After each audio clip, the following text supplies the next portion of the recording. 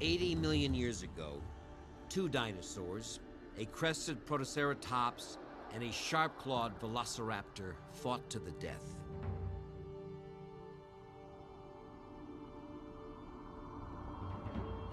Somehow, as they died in the sands of the Gobi Desert, their battle was frozen in time. The velociraptor flat on its back, its clawed arm caught in the jaws of the protoceratops. An extraordinary fossil. A mysterious glimpse of life and death in the age of dinosaurs.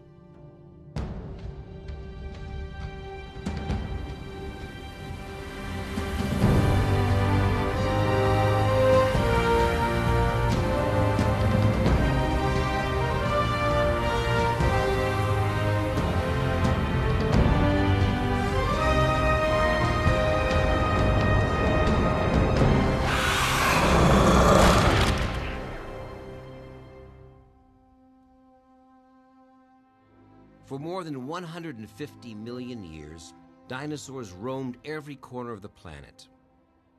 Only a very few left evidence of their existence, their fossilized bones. And those bones never cease to fascinate us.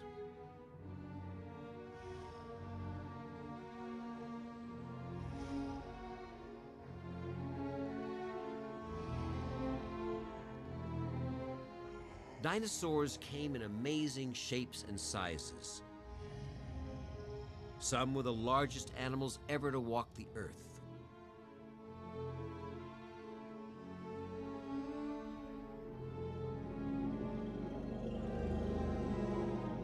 Paleontologists, the scientists who study prehistoric life, are discovering more dinosaurs now than ever before. And this fossil evidence is allowing them to reconstruct not only their strange skeletons, but also their lives. An example is this gigantic, long-necked plant eater known as Seismosaurus. Found in New Mexico, it lived during the Jurassic period, 150 million years ago, when many dinosaurs grew to unprecedented size. Seismosaurus means earth-shaking lizard.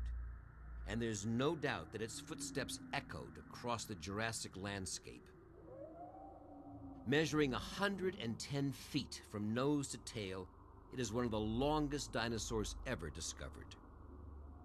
Strangely, when it was excavated, some 240 smooth, round stones were found in and around its huge stomach cavity.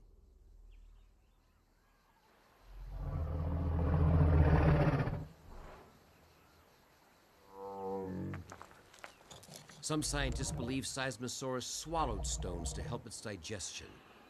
Others say that finding the stones was a coincidence, that they were part of the riverbed where Seismosaurus was found.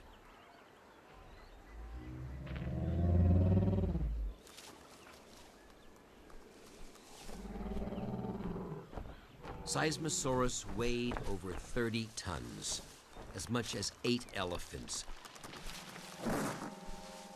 and must have consumed hundreds of pounds of vegetation every day. Sometimes scientists can even learn what dinosaurs ate from clues they left behind in their fossilized dung.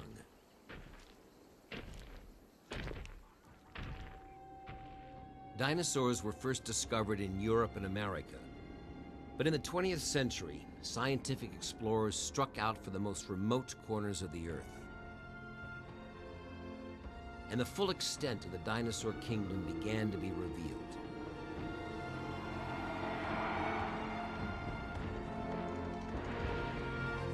The Gobi Desert spans 500,000 square miles of Mongolia and China, the ancient land of Genghis Khan.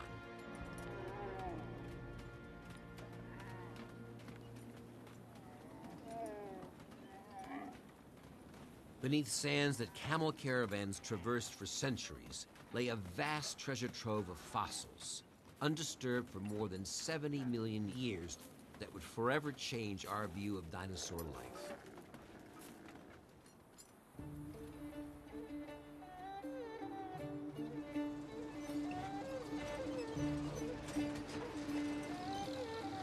In the 1920s, a team of scientists from the American Museum of Natural History set out to explore the little-known Gobi. Their leader was Roy Chapman Andrews.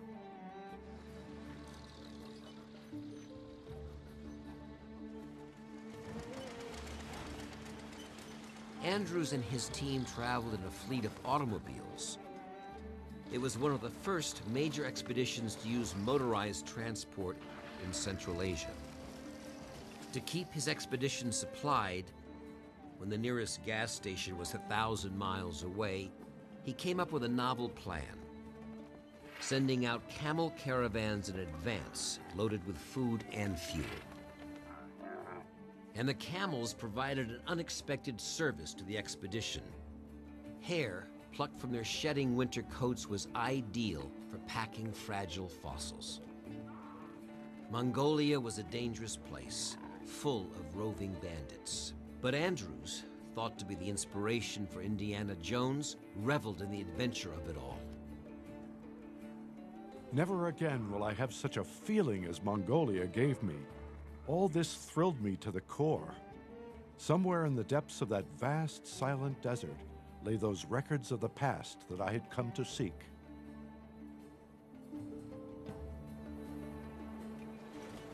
Andrews fended off the bandits, but he and his team could not avoid the violent sandstorms that often sweep across the Gobi.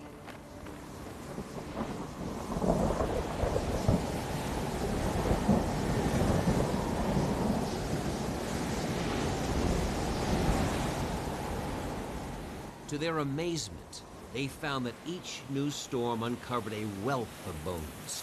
Dinosaur bones, never before seen and perfectly preserved in the desert sands.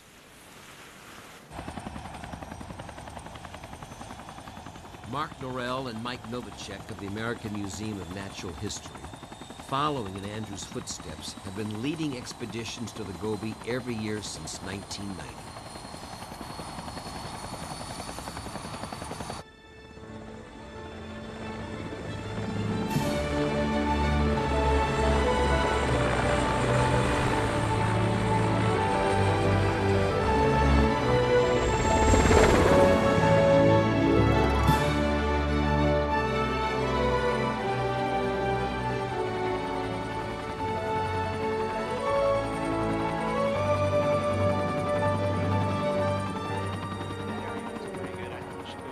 Fascinated by dinosaurs in their youth, Mike and Mark have become renowned paleontologists.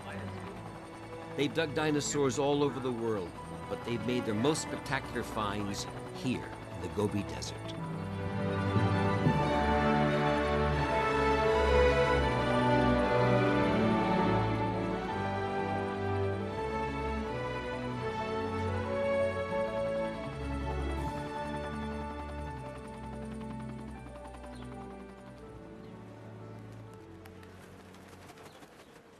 Dr. Julia Clark has arrived in Mongolia's capital, Ulaanbaatar, with graduate students Alan Turner and Amy Balanoff to prepare for this year's expedition. Yeah, we're walking over to the temple, right? They are part of a team that will join Mike and Mark in the desert.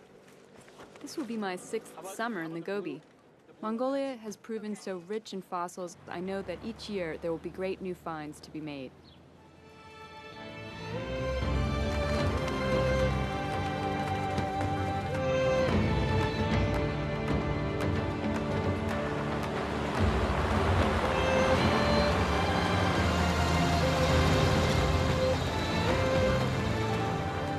There are few paved roads outside of Ulaanbaatar. The team's destination in the western Gobi is a minimum of 3 days driving. A Mad Max journey over hot, dusty plains and through mountain passes.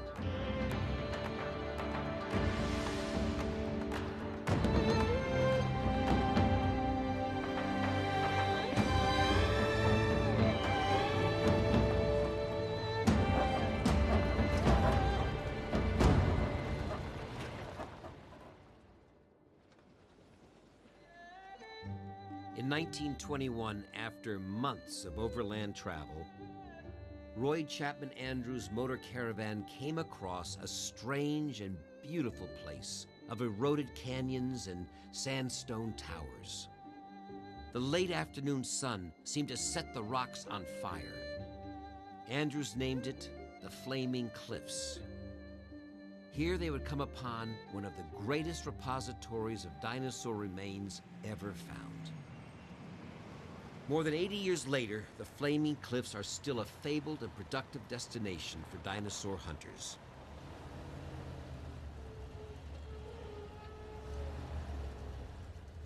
To find dinosaurs, paleontologists must first look in the right places. They know that fossils are preserved in certain rock deposits. The only tool they need at first is keen eyesight. Tiny white bone fragments on the surface hint at what could be an entire dinosaur buried below. There's a lot of bone in here. Always a good place. Hey, come check this out. Oh, what? An egg. With decades of experience, Mike and Mark can readily spot fossils and identify them. That's a nice one. For grad students Alan and Amy, time in the field is the best way to develop their own skills. This is my first time going to the Gobi with Mark and everyone. I'm really excited and happy to be part of a tradition that goes back to Roy Chapman Andrews. I don't know, where to? The Gobi expeditions are a collaboration with the Mongolian Academy of Sciences. This year, Mongolian grad student Boldra Minjin joins the team. My father is a paleontologist, and when he first showed me a giant skeleton found in Mongolia, I couldn't believe such animals really lived. I have loved finding fossils ever since. Judy! Wood fossils. What you got going over here? What do you find? Today, after only a few hours of searching, the team uncovers a fossilized skull. Julia is quick to recognize it as that of a large, armored dinosaur. It's called a Pinacosaurus. It was sort of the heavy tank of its day.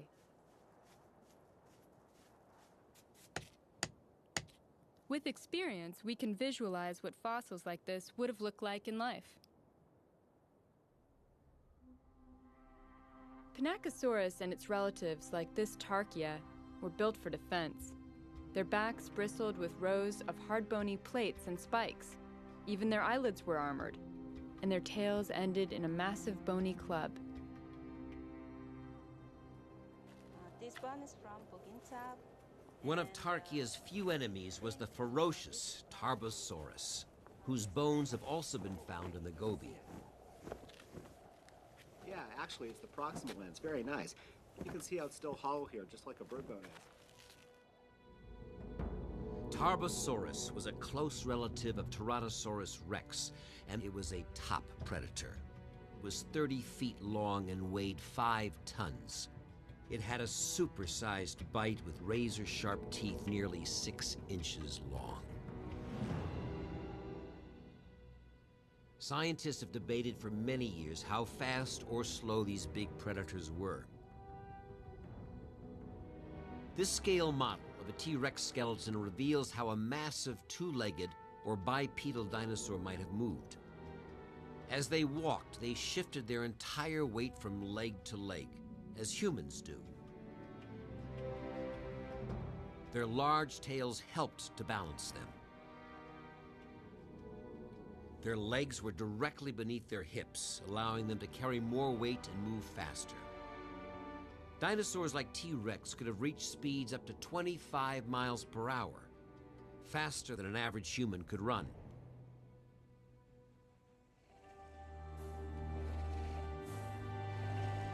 Tarbosaurus was at the top of the food chain in the area of Asia that is now the Gobi Desert.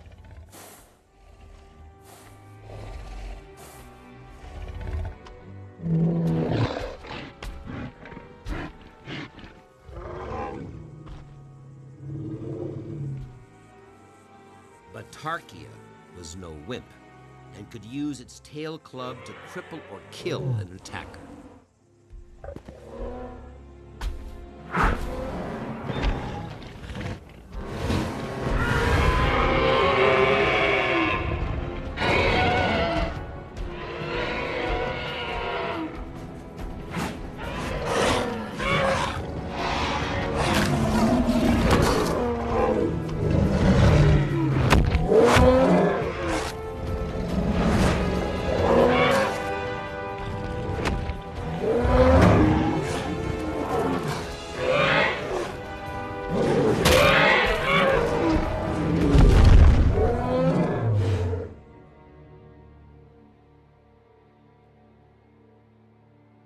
In the 1920s, the Andrews expeditions found a number of new dinosaurs. Their most important discovery wasn't a ferocious predator. It was something rather small, but one of the great dinosaur finds of all time.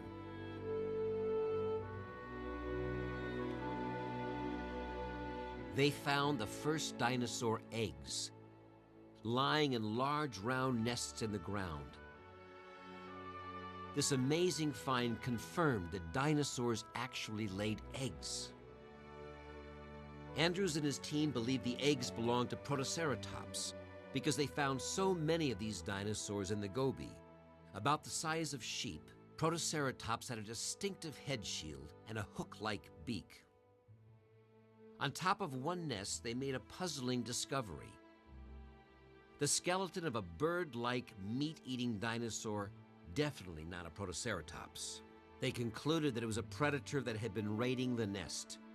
It was named Oviraptor, meaning egg thief.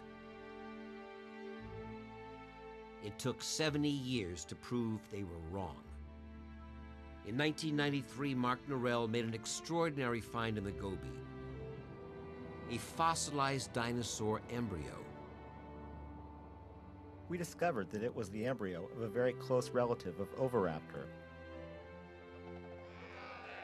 In other words, the dinosaur was not stealing the eggs, it was a good parent brooding them. The discovery of oviraptors preserved on their nests sheds new light on these dinosaurs. They sat on their eggs, just like modern birds.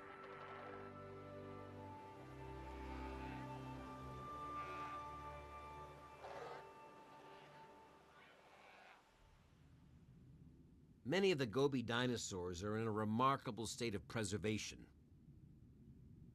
undisturbed by scavengers or damaged by erosion. Not only oviraptors, but many others, like the fighting dinosaurs.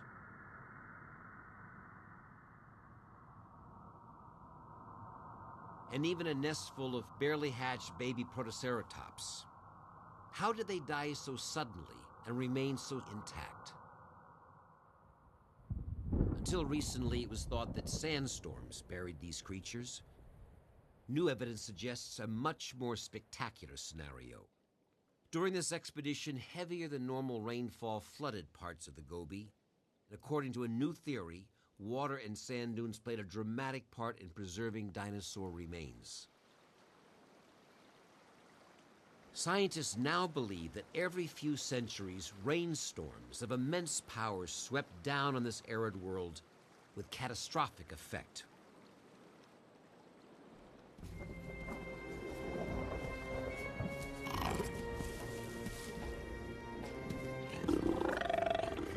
The inhabitants could not have known what was coming. A pair of speedy, aggressive velociraptors were on the hunt and approach a large group of nesting oviraptors.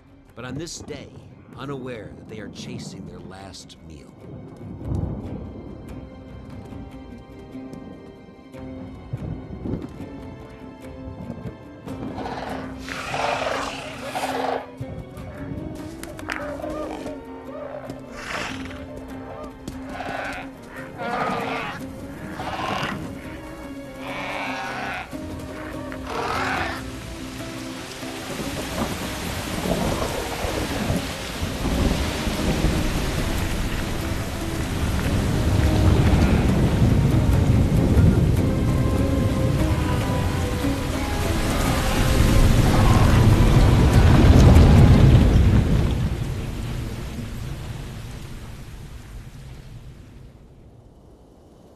Bones become fossilized when they are quickly buried, protecting them from weather and predators.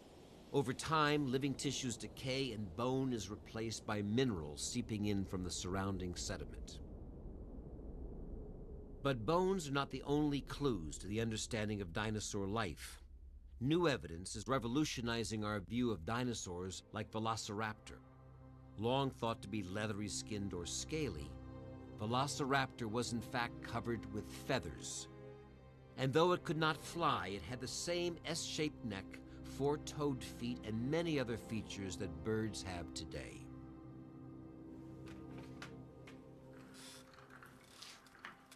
Julia Clark is using the very latest evidence to study one of nature's most enduring mysteries, the origin of birds, and how feathers develop to give them the power of flight. Understanding the evolution of flight is, to me, one of the most interesting questions in dinosaur paleontology. Dozens of new dinosaur species are being discovered in the north of China. They're preserved in extremely fine volcanic ash, and for the first time we can see distinct impressions of feathers associated with their delicate bones, confirming to us that non-flying dinosaurs were the first feathered creatures on Earth.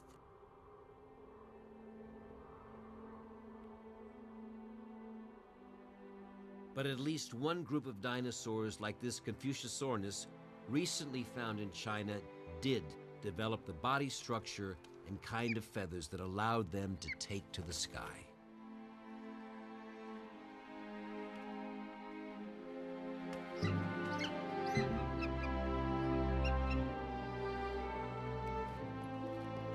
"65 million years ago, dinosaurs disappeared from Earth, or so it was long thought.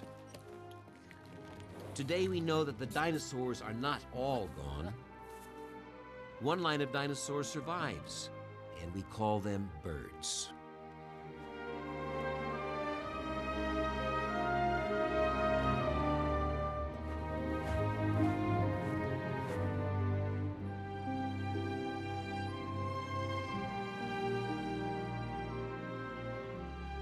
Mongolia is a great place to find some of the last non-flying dinosaurs that lived on Earth. But to go back further in time and find the earliest dinosaurs, scientists come to places like the high desert badlands of New Mexico. The land has a rich and turbulent human history of Pueblo people, Spanish conquistadors, cowboys, and cattle rustlers. But it has an even richer history of life stretching back over 200 million years. It is one of the few places in the world where rock layers span the age of dinosaurs. The deeper the layer, the older the rock. At the top, rock from the Cretaceous.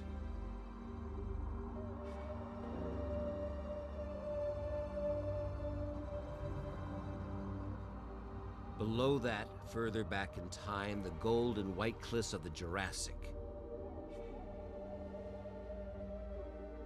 And near the bottom, the oldest red Triassic badlands, when dinosaurs first appeared.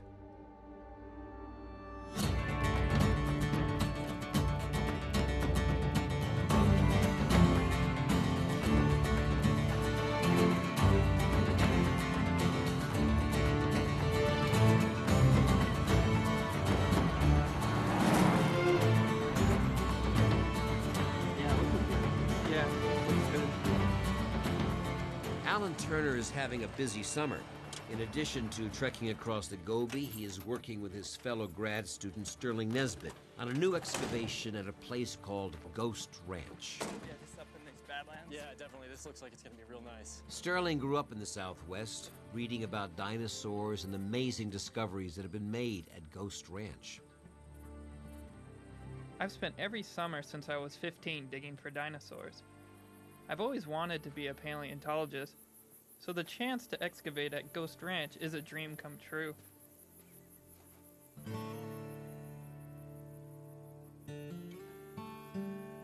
Ghost Ranch was explored in the 1940s by paleontologists from the American Museum.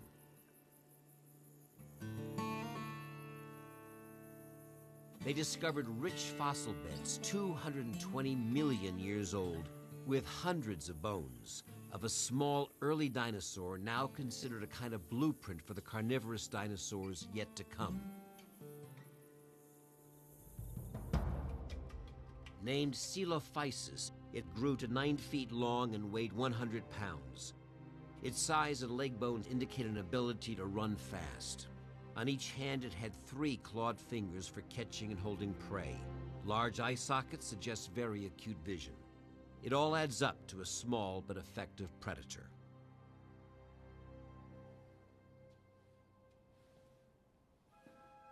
Pursuing his graduate research, Sterling became intrigued by the dozens of unexamined fossils at the museum, collected from Ghost Ranch in the 1940s. He knew that not all dinosaur discoveries are made in the field. Each expedition collects fossils and brings them back for later examination, but some remain in museum catacombs for decades, unopened. It's amazing. When you walk through these catacombs filled with tens of thousands of dinosaur bones, some still wrapped in plaster, and you realize that they were dug up by really famous paleontologists. To get the chance to see what they saw for the first time in 70 or 80 years is pretty incredible.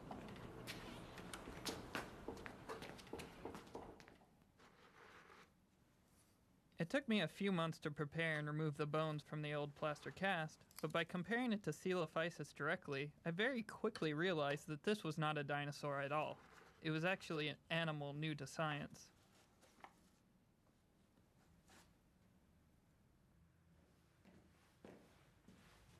Hey guys, preparations are finally done on this. It isn't often that a grad student discovers a new species. And when his find captures the attention of leading paleontologists like Mike and Mark, it's a memorable day. Yeah, wow, look at this ankle, too. It's really nicely preserved. Yeah, it's a totally new animal for Ghost Ranch. Sterling named this new creature Ephegia, the Latin word for ghost in honor of Ghost Ranch. It was up to 9 feet long and weighed about 200 pounds. It really looks like a dinosaur, but one bone tells a different story. The ankle is that of an ancient relative of crocodiles, telling us that Ephegia was a member of the crocodile group. But strangely, Ephegia walked upright on 2 legs.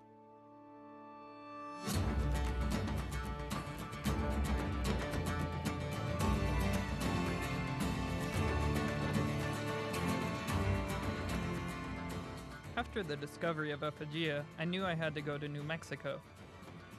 Looks like you have a nice Coelophysis skull here. My first stop was to see Alex Downs, curator of paleontology at Ghost Ranch, who's been working for years on Coelophysis. The eyes were here and This is one of the few places in the world where fossilized bones of early dinosaurs and their closest relatives are found together. There's a somewhat larger one here. This is the tip of the snout, and we can see the teeth here. And we have a beautiful skull. It's just missing 1 tooth. That's great.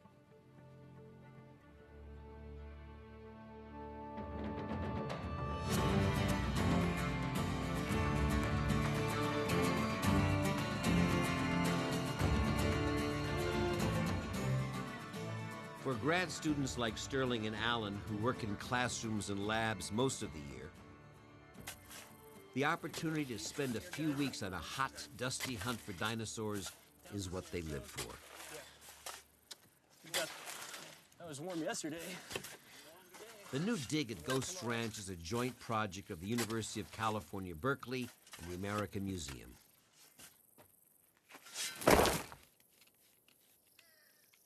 Once the overlying tons of rock are removed, the grad students soon realize they've come upon a huge fossil site. I'm trying to trench around this block. I think there's going to be some more theropod material in it. Oh, cool. Yeah. How about you? There's a humerus of, looks like a sinosaurid, one of those dinosaur relatives over here. For paleontologists, great work is often accomplished while lying down on the job. It's right in that layer between the clay and the conglomerate. Oh, that's going to be great. Have you guys got anything over there, Stir? Yeah, there's a really nice Spidosaur calcaneum. We hope to piece together a picture of which creatures lived in the late Triassic. No, it looks like it's just isolated. Is it that lower conglomerate? Yeah. What their surroundings were like, and where they fit into the family tree of reptiles.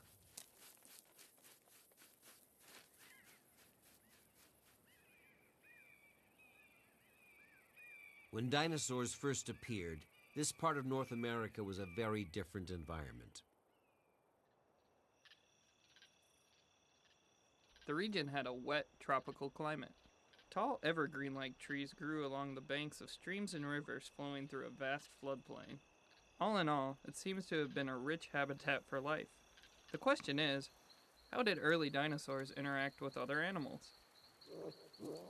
Reptiles appeared on Earth before dinosaurs. Dinosaurs are reptiles too, but over 200 million years ago they branched off from the evolutionary line leading towards crocodiles. Ephygia was an early crocodile relative. Coelophysis was one of the first dinosaurs. Undoubtedly, they came across one another in the canyons and forests of the Triassic Southwest.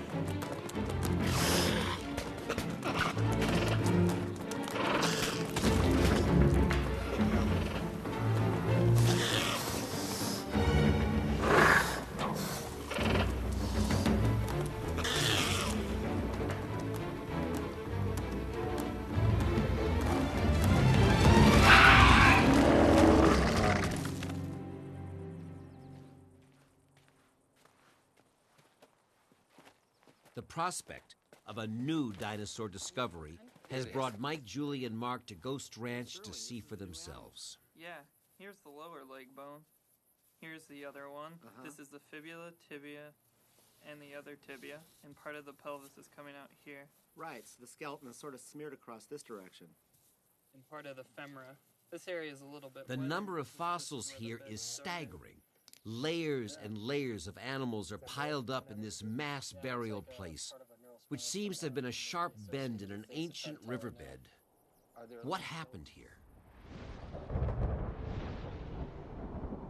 The high desert landscape is dramatic, and so are the torrential rain squalls that can turn dry canyons into raging rivers of death, as they must have done back in the age of dinosaurs.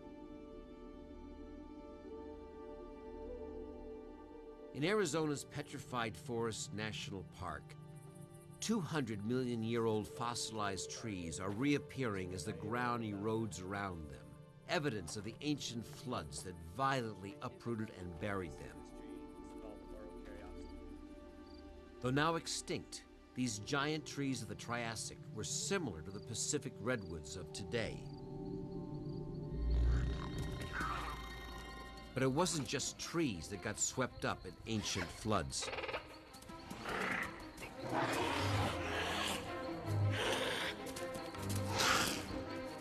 Early dinosaurs like Coelophysis were always on the defensive.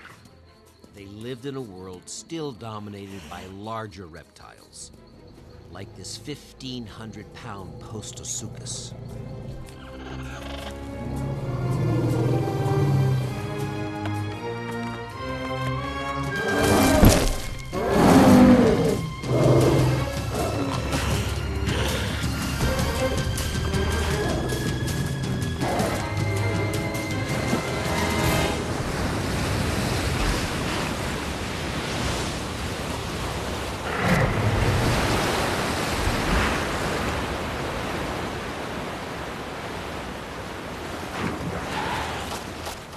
Flash floods washed the drowned bodies of reptiles and dinosaurs into concentrated deposits. Perhaps this is why Sterling and team are finding so many in one area. When they locate a skeleton, they carefully excavate around it, then cover it up with a jacket made of plaster and toilet paper, which always comes in handy out in the field. This protects the fossils so that they can be transported to the lab where the bones will be delicately separated from the rock. This summer's dig at Ghost Ranch has been productive beyond our greatest expectations. We found something really exciting, and we think it may be a new dinosaur. All right, get ready. Switch. Okay,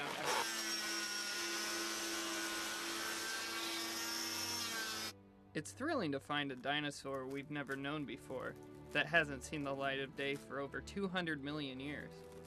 It will take many months to determine what it looked like and how important it is, but it will surely change our views of how dinosaurs rose to dominance. Oh, excellent. Preservation looks really nice. It's preparing very nicely in this area. There are things the fossil record cannot preserve. that we may never know, such as the color of dinosaurs or precisely what sounds they made. But year by year, we learn more about them. Some dinosaurs traveled in herds and hunted in packs. We know that they made nests, protected their eggs, probably cared for their young. From some fossils, we've learned who were the hunters and who were the hunted. That feathers first appeared on non-flying dinosaurs before birds evolved.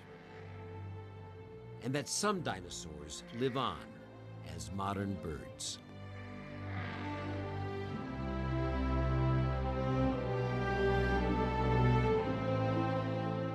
Those who love to contemplate the secrets of the history of life must come to places like Ghost Ranch and the Flaming Cliffs.